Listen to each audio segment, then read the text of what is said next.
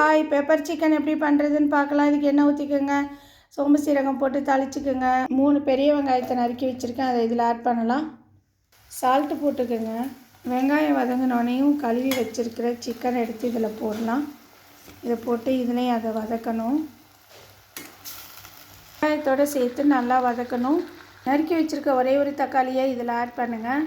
இதில் கொஞ்சம் வாட்டர் சேர்த்துக்கோங்க. சிக்கனை நல்லா மூடி போட்டு ஒரு 5 to 10 மினிட்ஸ் நல்லா வேக விடுங்க. பெப்பர் பவுடர் 1.5 டேபிள் ஸ்பூன் இதில் போடுங்க. சில்லி பவுடர் 1 ஸ்பூன் போடுங்க. லெமன் கொஞ்சம் புளிஞ்சு விடுங்க. மல்லித்தூள் ஒரு 3 ஸ்பூன் போட்டுக்கோங்க. ரவுண்டு பபிள்ஸாக வந்தோடனே ஆஃப் பண்ணிவிடுங்க. இப்போ சூப்பரான பெப்பர் சிக்கன் ரெடி ஆயிடுச்சு.